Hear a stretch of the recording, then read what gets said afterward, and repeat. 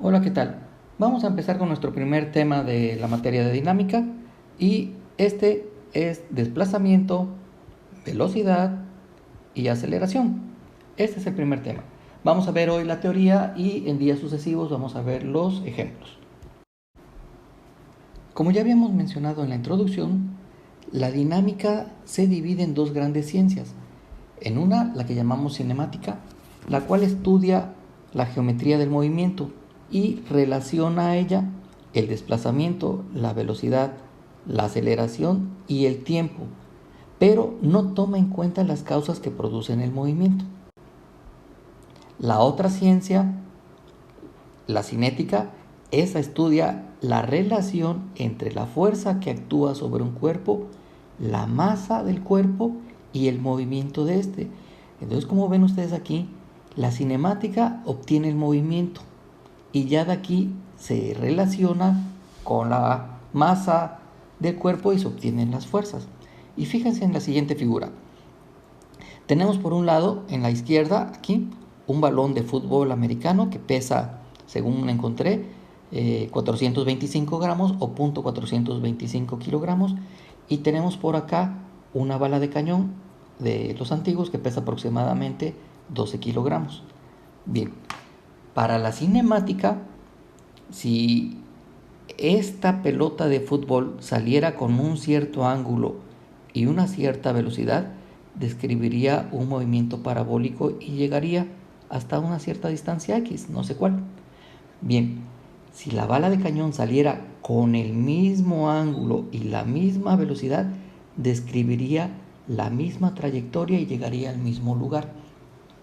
Porque la cinemática solo estudia la geometría del movimiento, la forma del movimiento, no las fuerzas que necesito para producirlo. Entonces, en teoría, ambos, si salen con la misma velocidad y el mismo ángulo, ambos cuerpos, tanto la pelota de fútbol americano como la bala de cañón, llegarían al mismo lugar. Pero, evidentemente, la fuerza que necesito para mover la bala de cañón es muchísimo mayor que la fuerza que voy a necesitar para mover la masa de la pelota de fútbol americano. Y eso ya lo estudiaría la cinética, donde la cinética dice, sí, se van a mover igual, pero la fuerza que necesitas para mover a uno y al otro no es la misma. ¿Ok?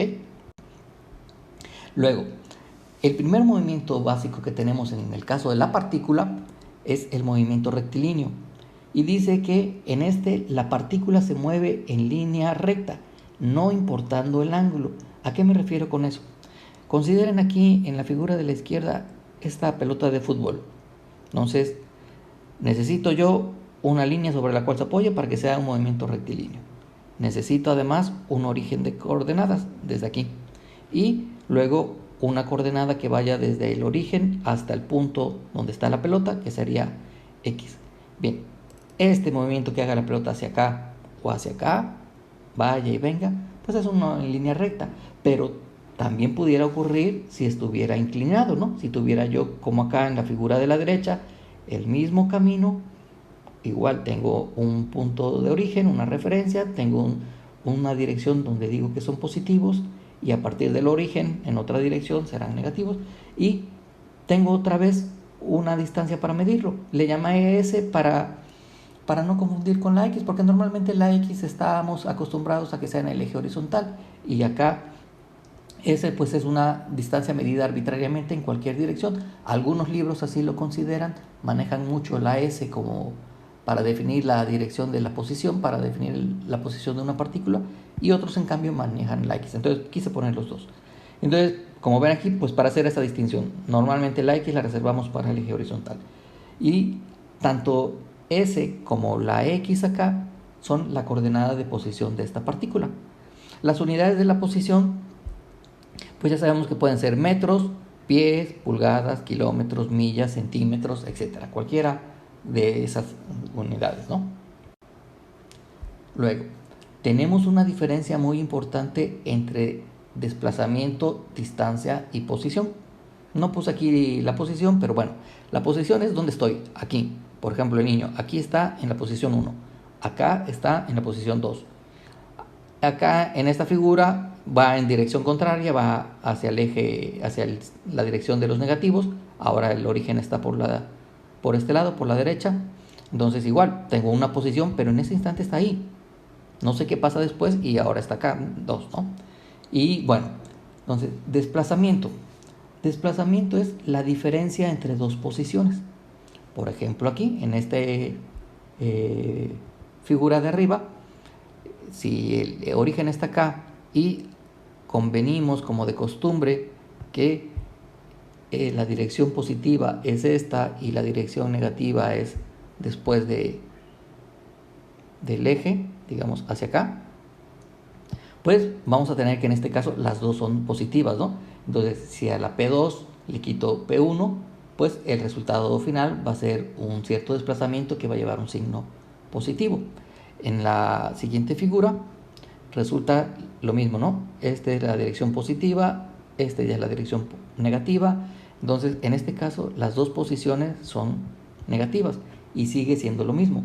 A P2 le voy a quitar P1, pero pues esta es más negativa que la inicial y el resultado va a ser negativo. Y por último, en la tercera, pues lo mismo, tengo la dirección positiva aquí y la dirección negativa a partir de acá. Permítanme que le ponga yo el signo para que no ande ahí solito y parezca simplemente una raya que se atravesó. Ahí está. Y entonces aquí sí le puse valores. Si yo siempre el desplazamiento lo vamos a calcular como la posición final menos la inicial, como está aquí. Punto final menos punto inicial. Entonces, si la posición final es menos 6 y a eso le voy a quitar 1.5, pues me va a quedar menos 6 menos 1.5. El desplazamiento sería menos 7.5, es decir, se desplazó hacia la izquierda menos 7.5 unidades. Ese es el desplazamiento.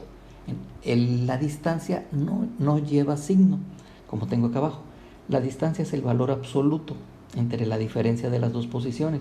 Y para este caso, esa diferencia sería 7.5. Nada más, no lleva signo. Entonces, digamos que la distancia es la separación que hay entre estos dos. Eso es la distancia. Y el desplazamiento además incluye en qué dirección se movió, hacia la dirección de los positivos o hacia la dirección de los negativos. Entonces lleva un signo. Esa es la diferencia principal entre las dos. ¿Ok? Continuamos. La velocidad. Bueno, primero tenemos el concepto de velocidad promedio. Y para ello, igual tenemos un movimiento horizontal por facilidad. Tenemos una dirección negativa por aquí, una dirección positiva por acá. Para que haya velocidad, la partícula tiene que haber cambiado de posición. Entonces, inicialmente estaba en una posición P y posteriormente estuvo está en una posición que llamamos P'. Entonces, entre esas dos posiciones ocurrió un desplazamiento que le llamamos delta X, fue el cambio en la posición, y para eso tuvo que haber ocurrido en un cierto delta T, en un cierto cambio de tiempo. Entonces, si inicialmente se encontraba en T, bueno, cuando yo me mueva a la posición, cuando la partícula se mueva a la posición 2, el balón se mueva a la posición 2, esto estará en T más delta T. Y podemos decir que la velocidad promedio es el cambio de esas dos, ¿no? Entonces, ¿cómo cambió la posición, el delta X, entre el delta T? O sea, esta distancia entre el tiempo que le llevó pasar de una posición a la otra. Esa es la velocidad promedio. Por ejemplo, el caso típico, imagínense que estamos nosotros aquí en Veracruz y van ustedes a Jalapa en su automóvil y ponen en cero el odómetro, el que cuenta los kilómetros en su automóvil. Entonces arrancan, se van, llegan a Jalapa después y revisan el tiempo y el odómetro. El odómetro dice que la distancia fue 96 kilómetros y el tiempo que se llevaron ustedes fue 1 hora. Entonces su velocidad promedio fue 96 kilómetros por hora. O sea, 96 kilómetros fue la distancia y el tiempo fue 1 hora. Pero eso fue el promedio, porque a veces fueron más rápido y a veces fueron más lento. Había subidas y bajadas y probablemente en las bajadas iban ustedes más rápido y en las subidas pues al coche le costaba un poquito más de trabajo, etcétera, etcétera. Entonces, la velocidad en cada instante fue diferente, pero la velocidad promedio era 96 kilómetros por hora. Y justamente la velocidad instantánea en cada momento es el límite de esta velocidad cuando hacemos que el intervalo de tiempo se haga muy pequeño. Es decir, cuando ese delta t se hace cada vez más pequeño, como si yo fuera, en vez de tomar el tiempo dentro de una hora, lo fuera yo tomando cada 5 minutos, y luego cada minuto, y luego cada 30 segundos, y luego cada segundo. Entonces, eso es la velocidad instantánea. Si ustedes recuerdan, esto es un límite. Bueno, no si lo recuerdan, aquí estamos expresando que es un límite, y este límite en particular es la derivada, corresponde a la derivada. Entonces podemos decir que la velocidad instantánea, como tenemos aquí, es la derivada de la posición con respecto a la variable tiempo. Y pues ya sabemos que un signo positivo para la velocidad quiere decir que se está moviendo hacia la derecha, y un signo negativo en la velocidad quiere decir que se está moviendo hacia la izquierda, no importa de qué lado esté, ¿no? O sea, si la velocidad es positiva y está en el lado de los negativos, quiere decir que se está moviendo hacia acá. Permítanme. Trazo, ahí está. Se está moviendo hacia acá. Si la velocidad es positiva, aunque esté en el lado de los negativos, ¿ok? Entonces, no importa en qué dirección nos encontremos. Si nos encontramos en la dirección positiva o en la negativa, una velocidad positiva dice que se mueve hacia la derecha. Lo mismo acá, ¿no? Si tuviéramos una velocidad negativa por aquí, esa sería una velocidad negativa. Bueno, se está moviendo hacia la izquierda, aunque se encuentra del lado de los positivos, ¿ok? La rapidez, de manera similar a la distancia, la rapidez es el valor absoluto. Ahí ya no lleva signo. Cuando decimos una rapidez de 30 km por hora, no sé si se mueve hacia la derecha o hacia la izquierda. No lleva signo. La velocidad sí lleva signo. Es un vector.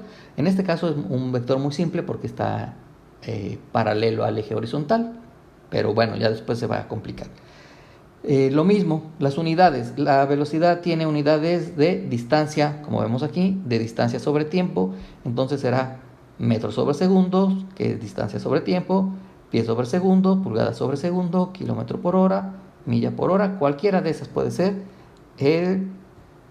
las unidades de la velocidad. La aceleración es muy similar. Lo mismo, tenemos nuestro eje, pero ahora en vez de tener aquí distancias e incremento en la distancia, pues tenemos velocidad e incremento en la velocidad, y acá sigue ocurriendo un cambio en el tiempo, ¿no? Entonces, la aceleración promedio es cómo cambia la velocidad con respecto al tiempo, es decir, qué velocidad tengo yo acá con respecto a la que tenía yo antes. Recuerden que un incremento, este símbolo de triangulito incremento, es el valor final menos el valor inicial, ¿no? Entonces, al valor final de la velocidad le voy a restar el valor inicial de la velocidad y lo voy a dividir entre el valor final que tengo en el tiempo menos el valor inicial, y eso sería el delta t. Y lo mismo, esto sería la aceleración promedio.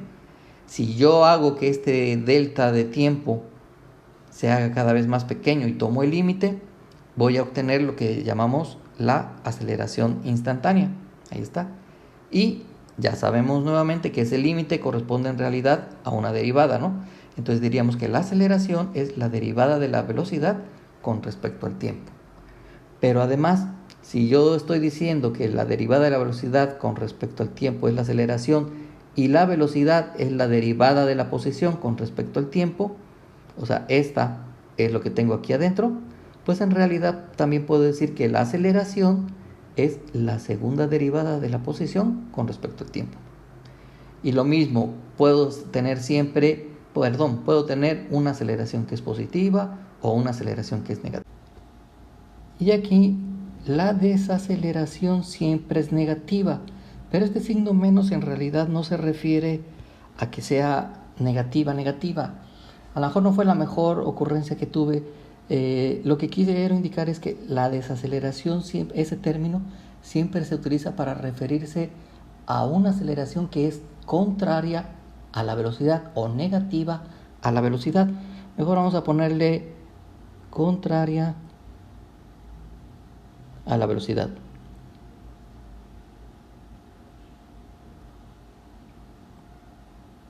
A la velocidad.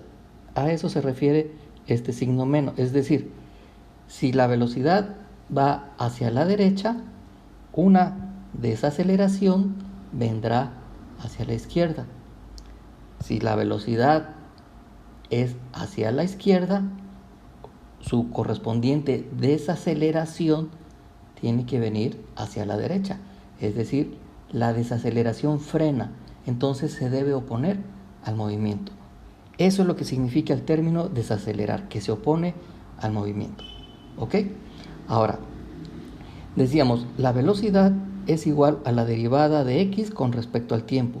Pero si en esta fórmula nosotros despejamos el diferencial del tiempo, pues diré yo, este diferencial del tiempo pasa a este lado multiplicando y esta b pasaría dividiendo, que es lo que tengo acá. Y si ahora ese diferencial de tiempo lo sustituimos en esta fórmula que tenemos aquí, la repetí acá, pues me va a quedar diferencial de x sobre b, y por la regla de medios por medios y extremos por extremos, esta b subiría, y esta es una última fórmula que tenemos para la aceleración. La aceleración también es igual a la velocidad por la derivada de la velocidad con respecto a la posición. Fíjense que ya no es como originalmente teníamos aquí, de la derivada de x con respecto al tiempo, ahora es la velocidad con respecto a la posición. Y bien, como la aceleración tiene unidades de velocidad sobre tiempo, igual por la regla de medios por medios y extremos por extremos, me quedaría unidades de velocidad entre tiempo, me quedará distancia sobre tiempo cuadrado. Así que las unidades de la aceleración podrán ser metros sobre segundo cuadrado, pies sobre segundo cuadrado, pulgadas sobre segundo cuadrado. Estrictamente hablando, habría millas sobre horas cuadradas, kilómetros sobre horas cuadradas, pero en la realidad eso no se utiliza. ¿Ok? Observen esta diapositiva y quizás le quede un poco más claro el concepto entre aceleración y desaceleración. Entonces, tenemos aquí una pelota que va a estar en un momento en el punto P, luego en el punto P', en los 4 gráficos, ¿no? Va a ocurrir lo mismo. Y la velocidad la vamos a indicar con esta flecha verde. Como esta flecha verde es más grande que esta, quiere decir que esta velocidad es mayor. O sea, de alguna forma también vamos a indicar qué tan grande es la velocidad a través de la flecha, ¿no? Entonces aquí, inicialmente la pelota se encuentra en el punto P, moviéndose hacia la derecha. Recuerden, la única forma en que yo puedo decir que algo se está moviendo es con la velocidad. Es decir, una partícula puede tener posición y no movimiento, aceleración y no moverse, como en el caso de todos los cuerpos que experimentamos la aceleración de la gravedad. Podemos estar quietos y la gravedad sigue actuando sobre nosotros. La única forma de que sé que algo se mueve es cuando tiene velocidad. Entonces aquí tiene una velocidad que va en la dirección positiva y la aceleración dice que es mayor que cero. Por lo tanto, si es mayor que cero, quiere decir que también es positiva. Entonces, cuando coinciden de signo, pues esta aceleración lo que hace es ir incrementando la velocidad y cada vez la velocidad se va a ir haciendo más grande, más grande, más grande, como aquí. ¿Ok? Fíjense ahora acá, la partícula, la pelota, está inicialmente aquí en este punto P, pero ahora tiene una velocidad negativa. ¿Ok? Pero la aceleración sigue siendo positiva, entonces ahora son en dirección contraria. Entonces, ¿qué es lo que está ocurriendo? Esta aceleración que está actuando sobre esta velocidad la va a ir frenando, cada vez va a ser más pequeña. Entonces, en la posición P', la velocidad es menor a la velocidad que teníamos acá. Ahora acá, en este gráfico, teníamos la pelota en el punto P con una cierta velocidad y nuevamente la aceleración es contraria a la velocidad, llevan signos contrarios. Ahora esta aceleración es negativa porque es menor que cero, ¿no? Entonces nuevamente la está frenando y en la posición P', la velocidad B' es menor, se está reduciendo, ¿no? Cada vez se hace más lento. Y por último acá, nuevamente estamos en la posición P, tengo una velocidad B y ahora la aceleración sigue siendo negativa, pero coinciden con el signo, van en la misma dirección ambas, ¿no? Apuntan hacia la dirección negativa. Por lo tanto, en la posición P', esta aceleración no lo frenó aunque sea negativa, sino que se le fue sumando cada vez más a esta velocidad, la fue haciendo más grande y por lo tanto al final esta velocidad es mayor. Entonces, como ven ustedes, cuando nosotros hablamos de una aceleración, en lo general, esa aceleración aumenta la velocidad.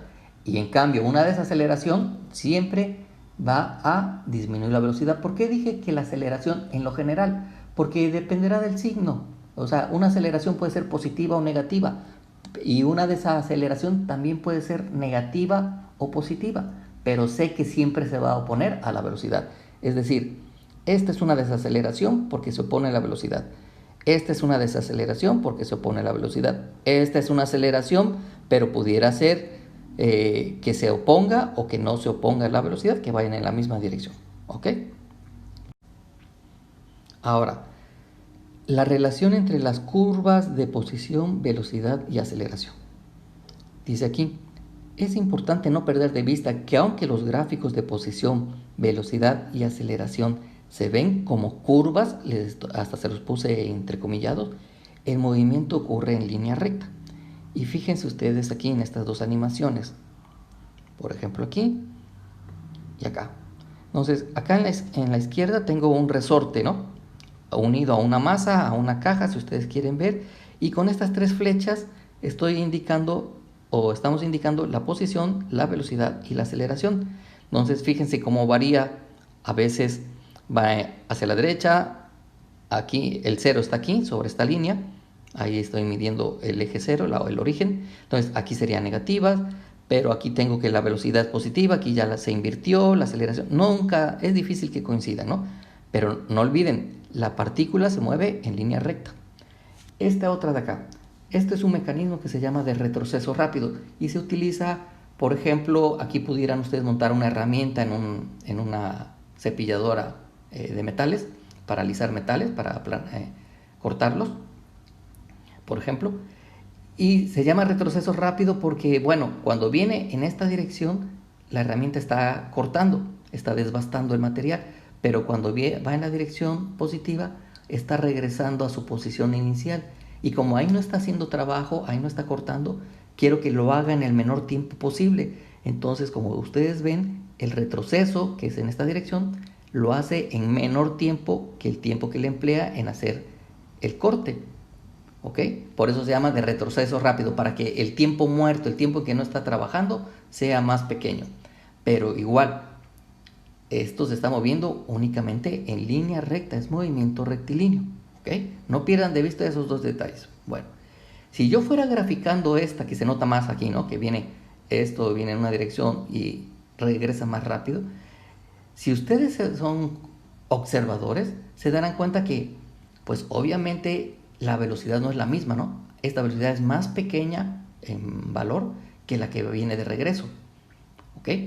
Y aunque yo vaya contando el tiempo de uno en uno, 1 segundo, 2 segundos, 3 segundos, 4 segundos, etcétera, etcétera, como de regreso se va a ver, como el regreso es más rápido, los gráficos se van a ver diferentes. Bueno, en general vamos a tener lo siguiente. Los gráficos que les voy a mostrar a continuación no corresponden a estos, ¿no? Tomen eso en cuenta. En general, aunque la partícula se esté moviendo en línea recta, los gráficos se van a ver así. Se van a ver como curvas, por eso se los ponía yo entrecomillados, ¿no? Digamos, en un segundo estaba en una posición, al segundo 2 estaba por acá, al segundo 3 estaba por acá, y fíjense cómo subió muchos metros en pocos segundos, en un segundo, ¿no? Quiere decir que se movió muy rápido, su velocidad tiene que haber sido muy grande. Y lo mismo pasa acá, la velocidad es una curva, aunque el movimiento en real es una línea recta, ¿no? Decíamos, se mueve para allá y para acá, para allá y para acá. Entonces, cuando nosotros lo graficamos con respecto al tiempo, se van a ver así. Y pasa algo muy curioso. Dice que cuando yo tengo un máximo en la posición, como aquí, ese máximo en la posición va a corresponder a un 0 en la velocidad. No tengo velocidad, ¿ok? No lo tengo aquí, pero imagínense, por ejemplo, que ustedes lograran lanzar una piedra exactamente de manera vertical, hacia arriba. Entonces, la piedra iba a ir subiendo, va subiendo, va subiendo, sigue subiendo, y alcanza su máxima altura. ¿Y qué ocurre allí? Se detuvo. Entonces, ¿cuánto vale ahí la velocidad? 0. ¿Y ahora qué ocurre? La velocidad cambia y empieza a bajar, a bajar, a bajar, a bajar, que es lo que tenemos aquí, ¿no? Entonces, cuando yo tengo la posición máxima, la velocidad es un 0. Y lo mismo, cuando la velocidad es máxima, va a resultar que ahí la aceleración es 0, ¿ok? Entonces, tengan eso en cuenta porque estas gráficas nos van a ayudar mucho en algunos problemas cuando nos dicen determine la posición máxima de la partícula o la altura máxima que alcanzó el cohete o la altura máxima que alcanzó la bala. Bueno, para calcular la altura máxima yo sé que lo que debo es calcular la velocidad e igualarla a cero. Y con eso voy a encontrar el tiempo en el que ocurre esa posición máxima. Si me dicen calcule cuándo la velocidad es máxima, tengo que derivar para obtener la aceleración y la voy a igualar a cero. Y en el momento en que la aceleración es cero, en ese momento la velocidad es máxima. Este concepto ya lo tienen que haber estudiado ustedes en cálculo diferencial, ¿no? Máximos y mínimos. Entonces, cuando yo quiero hallar un máximo o un mínimo en una función, la derivada se hace cero. Y ya vimos nosotros ahorita que la velocidad es la derivada de la posición y la aceleración pues es la derivada de la velocidad. Entonces, si quiero hallar un máximo en la posición, tengo que tengo que buscar dónde es cero la velocidad, que sería su derivada. Si quiero hallar un máximo en la velocidad, tengo que localizar cuando su derivada, que es la aceleración, se hace cero. ¿Ok? Bien, pues esto es la teoría relativa al tema de posición, velocidad y aceleración. Ya a partir de aquí vamos a empezar a ver los ejemplos. Haremos 4 o 5 ejemplos ilustrando las diferentes características, cómo pueden relacionarse la posición, la velocidad y la aceleración.